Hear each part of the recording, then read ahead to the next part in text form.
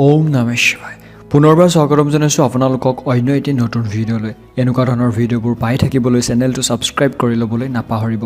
কিছুমান গছ আছে যোনবোৰ আমাৰ ঘৰৰ ভিতৰৰ পৰা বা আমাৰ ঘৰৰ পৰা বাহিৰত উলিয়াই থোৱাটো খুবেই বেছি প্ৰয়োজনীয় যাতে আমাৰ ঘৰখনৰ বাবে এটা সকাৰাত্মক শক্তিৰ সৃষ্টি হয় আমাৰ হিন্দু ধৰ্মত বৃক্ষৰ বহুতেই মহত্ব আছে গছ-গছনিয়ে প্ৰকৃতি সুন্দৰ কৰাৰ লগতে সমস্ত জীৱ-জন্তুক জীৱন বায়ু প্ৰদান কৰে আৰু তাৰ জৰিয়তে আমি মনুষ্যও উশাহ ল'ব পাৰোঁ এই সৃষ্টিত সেয়েহে গছ-গছনিৰ বহুতে মহত্ব আছে প্ৰাচীন কালৰে পৰা ঋষিমুনিসকলে বৃক্ষৰ তলতে তপস্যা কৰি আহিছে আৰু সেই কাৰণে বৃক্ষবিলাক বহুতে বেছি পবিত্ৰ বুলি মান্য কৰা হয় আমাৰ ধৰ্মগ্ৰন্থবিলাকতো এনেকুৱা বহুতো ধৰণৰ বৃক্ষৰ বৰ্ণনা পোৱা যায় যোনবোৰ বৃক্ষক বহুতে বেছি পবিত্ৰ বুলি মান্য কৰা হৈছে এনেকুৱা ধৰণৰ পবিত্ৰ বৃক্ষবোৰ ঘৰত হ'লে সকাৰাত্মক শক্তিৰে গোটেই ঘৰখন ভৰি থাকে সেই পবিত্ৰ গছসমূহৰ ভিতৰত এজোপা পবিত্ৰ গছ হৈছে শেৱালি ফুলৰ গছ শেৱালি ফুলৰ গছ আমাৰ ঘৰখনৰ বাবে খুবেই বেছি পবিত্ৰ যদি ঘৰত শেৱালি গছ থাকে ঘৰখনত সুখ সমৃদ্ধিৰ লগতে বহুতো সা-সম্পত্তিৰ লাভ হয় পুৰাণৰ অনুসৰি শেৱালি ফুলৰ উৎপত্তি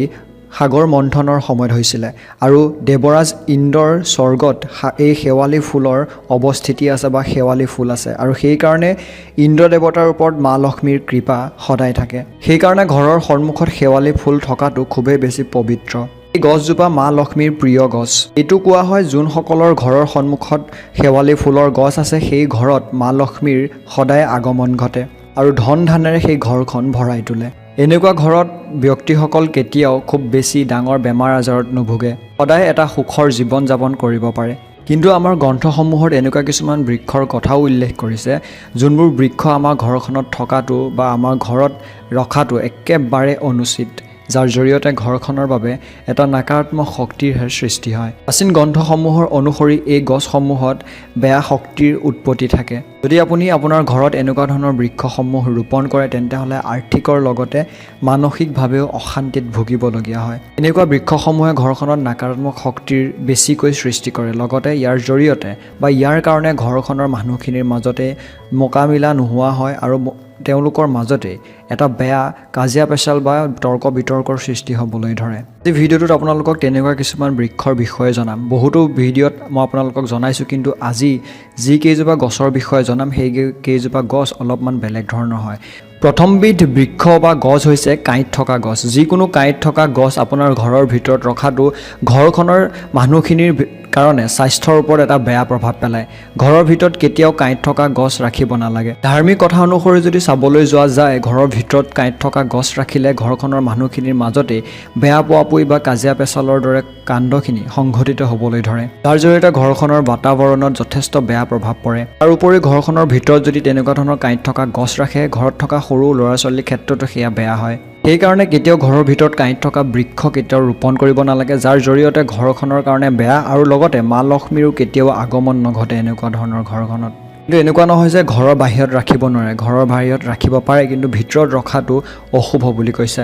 2 নম্বৰৰ গছবিধ হৈছে গাখীৰৰ গছ হয় আপোনালোকে ঠিকেই শুনিছে যোনবিলাক গছৰ পৰা বগা বগা আঠা নিচিনা বস্তু ওলাবলৈ দেখা পায় বা ওলায় তেনেকুৱা ধৰণৰ বৃক্ষসমূহ ঘৰখনৰ বাবে শুভ নহয় বুলি কৈছে ইয়াৰ ভিতৰত কিছুমান বৃক্ষ বিষাক্তও হয় সেইকাৰণে কেতিয়াও ঘৰৰ ভিতৰত এনেকুৱা ধৰণৰ গাখীৰৰ দৰে আঠা ওলোৱা কোনো ধৰণৰ বৃক্ষ ৰোপণ কৰাটো উচিত নহয় ইয়াৰ জৰিয়তে আপোনালোকৰ ঘৰখনৰ সন্তানৰ ক্ষেত্ৰত যথেষ্ট হয়তো বেয়া প্ৰভাৱ পৰিব পাৰে লগতে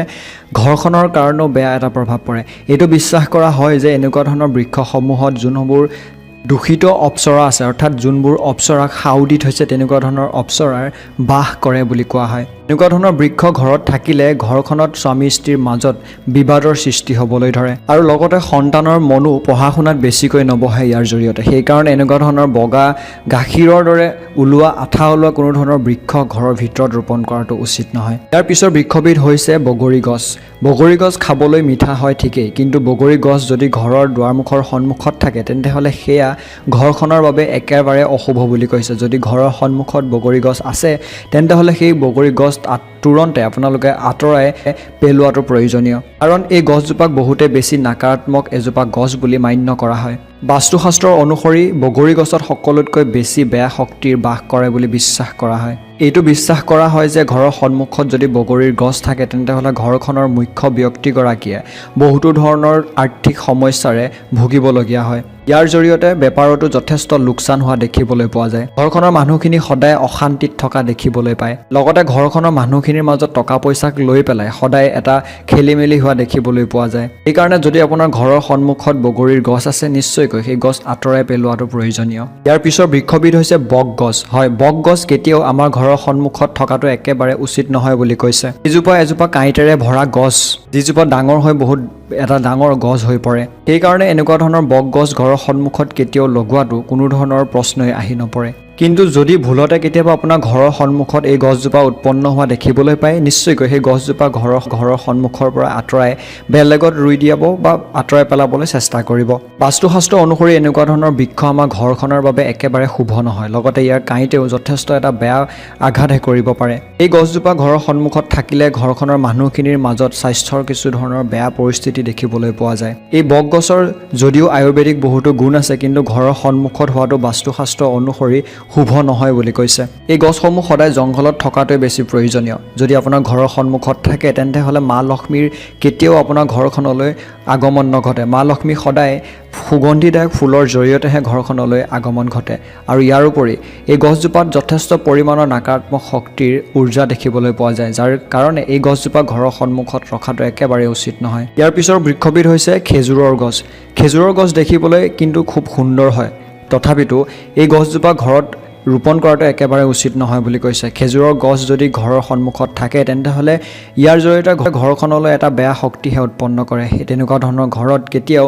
আৰ্থিকভাৱে ভাল এটা পৰিস্থিতি দেখিবলৈ পোৱা নাযায় লাহে লাহে আৰ্থিক অৱস্থা বেয়া হ'বলৈহে ধৰে যদি আপোনালোকৰ ঘৰত খেজুৰৰ গছ থাকে তেন্তে হ'লে হাতত টকা থাকিলেও সেই টকাবোৰ আপোনালোকে খুব কমহে ৰাখিব পাৰিব টকাবোৰ ক'ত কেনেকৈ খৰচ হৈ যাব গমেই নাপাব সেইকাৰণে এই গছজোপা আপোনাৰ ঘৰৰ সন্মুখত নিশ্চয়কৈ একেবাৰে নলগাব তাৰ পিছৰ বৃক্ষবিধ হৈছে